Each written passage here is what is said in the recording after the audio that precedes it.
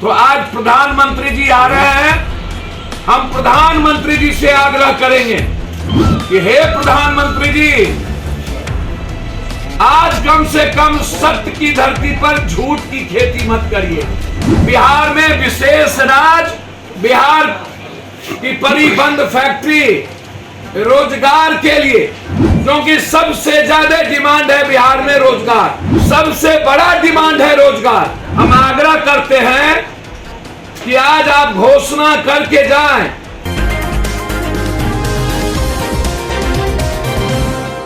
नमस्कार, NBC 24 news देख रहे हैं आप। मैं हूं आपके साथ अभिषेक। देखिए, आज प्रधानमंत्री नरेंद्र मोदी पटना आने वाले हैं। वहीं बता दें आपको कि बिहार विधानसभा में जिस तरीके से कार्यक्रम होगा उसमें प्रधानमंत्री नरेंद्र मोदी शामिल होंगे। वहीं बता दें आपको कि जिसको लेकर जाप सुप्रीमो पप्पू यादव ने बीजेपी पर और प्रधानमंत्री नरेंद्र मोदी पर तंज कसा है और क्या कुछ कह रहे पप्पू यादव, वो सुने आप लोग। राजा सत्य हरिश्चंद्र जी, सत्यावती जी के धरती पर आपका स्वागत। उम्मीद है सच की धरती पर आकर आप झूठ की खेती नहीं करेंगे।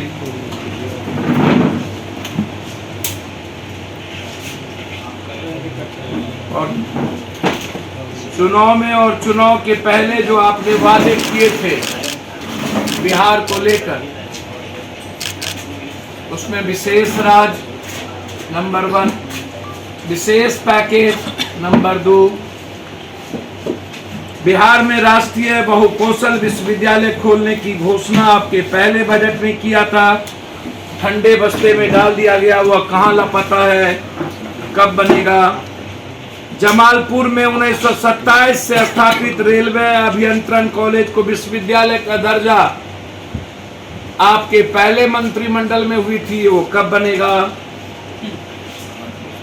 पटना में आपके सारे सांसद विधायक हैं, शहर की सत्ता पर आपकी पार्टी लगातार 20 सालों से कब्जा है। फिर पूरे बिहार का स्मार्ट सिटी जो आपने घोषणा किया था, उसका क्या हुआ? वो कब बनेगा स्मार्ट सिटी? जबकि नगर विकास, नगर मंत्रालय, पटना सबसे प्रदूषित और गंदा शहर क्यों है, इस पर आप कभी नहीं बोले। बिहार के मुख्यमंत्री ने आपसे पटना यूनिवर्सिटी केंद्रीय विश्वविद्यालय का दर्जा मांगा,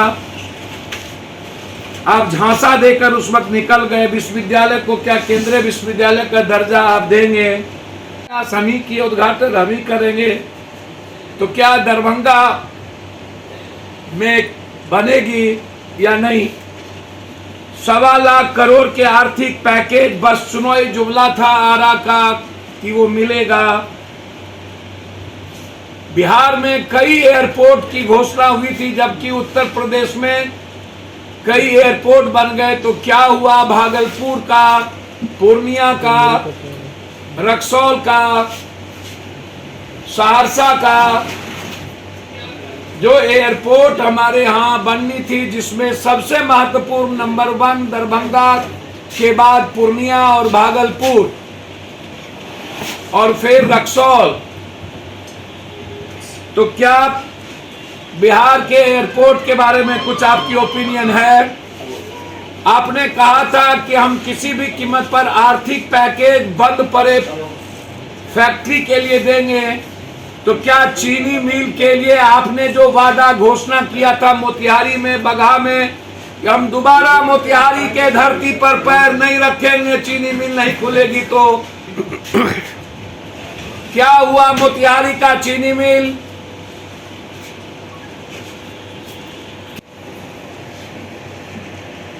क्या सब जुमलेबाज था? पूर्णिया का चीनी मिल, आप और नीतीश कुमार जी जब बाढ़ के समय हेलीकॉप्टर से घूम रहे थे तो 500 करोड़ की मात्र घोषणा, 5000 करोड़ का नहीं, 500 करोड़, वह पैसा कहां गया? आप बाढ़ में नीतीश कुमार जी ने आपसे फरक्का ब्रिज को तोड़ने का डिमांड, जो पप्पू यादव का सब दिनों से है कि एक दिन बिहार बर्बाद हो जाएगा, डूब जाएगा। 70% गाद जम चुके हैं नदी में, और ये वादा नरेंद्र मोदी जी आपने की थी। क्या बंगाल और बिहार को बचाने के लिए फरक्का बांध का आप चौड़ीकरण करेंगे या उसको वहां से हटाएंगे या नहीं? कोसी बैरेज पर जो गाद जमा है उसका चौड़ीकरण होगा या नहीं? आपने ही वादा किया था, क्या हुआ?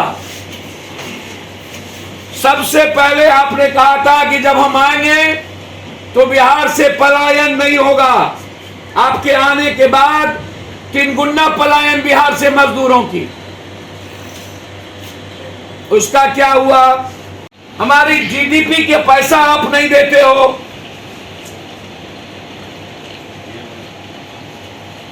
बिहार दुनिया के डबल बेरोजगार रेट में है।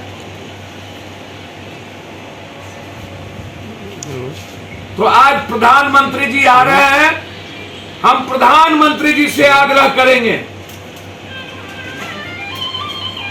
कि हे प्रधानमंत्री जी, आज कम से कम सत्य की धरती पर झूठ की खेती मत करिए। बिहार में विशेष राज, बिहार की परिबंध फैक्ट्री रोजगार के लिए, क्योंकि सबसे ज्यादा डिमांड है बिहार में रोजगार, सबसे बड़ा डिमांड है रोजगार। हम आग्रह करते हैं कि आज आप घोषणा करके जाएं। बिल्कुल गलत है। बीजेपी वालों को जवाब देना चाहिए। पटना को लेकर लगातार पटना की जो स्थिति है, उसके नाले की, पटना के प्रदूषण की, पटना के मास्टर प्लान की, पटना के राजीव नगर से लेके नेपाली नगर से लेके कई ऐसे मोहल्लों की 6 विधायक के बाद, नगर निगम के बाद पूरा बिहार का नगर की स्थिति इतनी बदतर क्यों है? प्रधानमंत्री जी जब आ रहे हैं तो सबसे ज्यादा क्या शहरी विकास जो सबसे ज्यादा वोट देता है उसके लिए क्या स्पेशल पैकेज देंगे? और दूसरी चीज, अंत में कोसी सीमांचल जो बाढ़ से सबसे ज्यादा प्रभावित है, मिथिलांचल, हम डिमांड करते हैं कि एक अलग से विशेष पैकेज की घोषणा। बाढ़ प्रभावित होने के चलते जो हर साल आधी से अधिक आबादी बर्बाद हो जाती है, उसके लिए प्रधानमंत्री एक विशेष पैकेज दे। धन्यवाद। IIT देंगे। मैं उम्मीद करूं कि प्रधानमंत्री जी हमें कम से कम 2 एम्स देंगे। क्या मैं उम्मीद करूं कि प्रधानमंत्री जी हमें 5 एयरपोर्ट देंगे? क्या मैं उम्मीद करूं कि जूट मिल से लेकर के डालमिया नगर से लेकर के लगभग सभी फैक्ट्रियां बंद हो गई, मुंगेर का विश्वविद्यालय और 2 विश्वविद्यालय जो पहले बजट में हुआ था, क्या मैं उम्मीद करूं कि वो हमें मिलेगा? और इनको औकात ही नहीं है। जो स्पीकर के कुर्सी पर बैठ के दरोगा का ट्रांसफर और डीएसपी फोन नहीं उठाता हो, वो कितना कमजोर और कायर स्पीकर है इसका पता नहीं है। पहले ये ज्ञान ले सोमनाथ दादा PS संगमा जैसे स्पीकर से, समझे? अच्छा पप्पू जी, कल देखा गया जनता दरबार के पास जो होर्डिंग लगी हुई है, सरकारी होर्डिंग है, जिसमें जनता दरबार के सारे नियम कानून लिखे हुए हैं, उस पर मुख्यमंत्री का फोटो भी छपा, उस पर बीजेपी के बड़े बड़े पोस्टर लगा दिए गए हैं प्रधानमंत्री आगमन का। मैं वही बात तो कह रहा हूं, कब तक अपमानित का घूंट सहेंगे नीतीश जी?